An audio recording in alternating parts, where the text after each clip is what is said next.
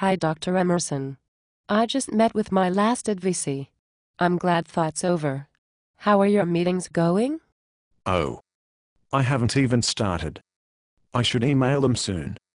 I'm hoping I can just sign their papers and their meetings won't take too long. These students really rely on their advisors to steer them in the right direction. If they wait too long to make their plans, a lot of the more popular classes will be filled. For example, all of Dr. Tyner's classes are full. All of my advisees wanted to take his classes because they heard he's easy and gives all his. Well, I don't see what's wrong with that. I grade pretty leniently in my classes. Why is that? I feel like, if they show up to class and pay attention, they deserve a good grade. At least they come. Well, what kind of work are they doing? If they are only doing average work, they deserve a C, which is an average grade on a normal grading scale. Yeah, that's true. I feel bad giving them anything less than an A if they try. I mean, if they show up to class in sweatpants all the time, I usually give them a B, but if they put in the effort to at least dress in jeans and a nice shirt, I usually give them an A. I don't even know what to say to that. I know it's good to be concerned about your students, but it's not good to let personal opinions affect your grading practices. I wouldn't say I do that. Well, Bernie Smith turned in one of her assignments a few days late, but I gave her an A anyways. I know that she's the potential valedictorian, and I wouldn't want a grade from my class to take that away from her. She's such a nice girl. If she's turning in late assignments and you are giving her false grades, do you really think she deserves to be valedictorian? If the other kids in her class find out, they will be upset. She should not get the same grade for mediocre work that the rest of the students receive for good or excellent work. Yes, I understand what you're saying, but fairness isn't always the deciding factor. Sometimes there are bigger influences. For example, the football team just made it into the playoffs. Matt Matthews, the first-string quarterback, didn't show up for my exam this week. I know I have to give him a 0, because that's what's fair, but I'm not going to put his grade in until Monday, after the big game. I'm pretty sure this failing grade would put him on academic probation. And I wouldn't want him to lose his scholarship. If you do this once, he will expect it every time there is an exam. And then he will assume that he will be given preferential treatment by all of his professors.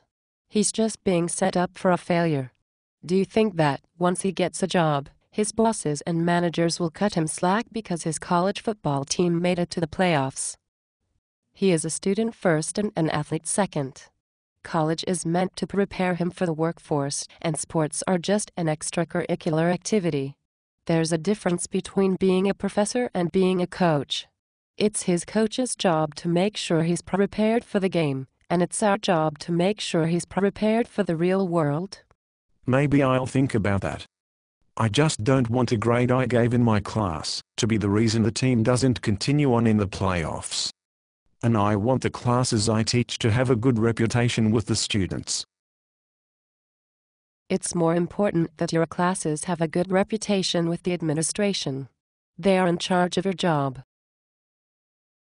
I feel like my students are learning.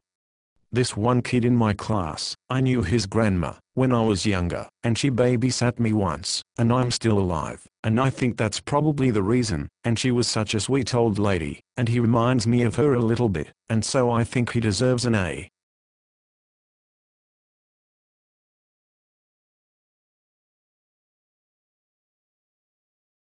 Well, what about this other student in my class?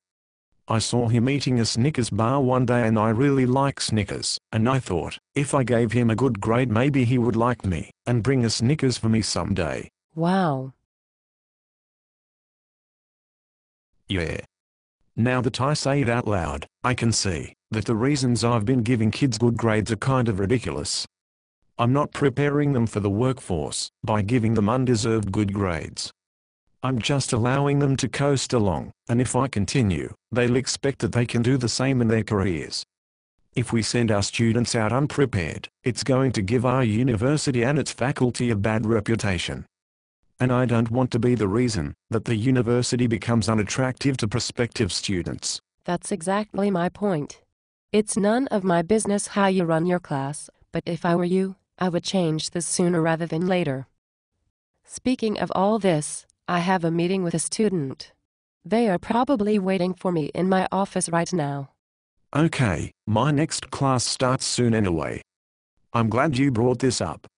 I really feel like I am better prepared to teach my students, not only about the course, but about what they can expect in their futures.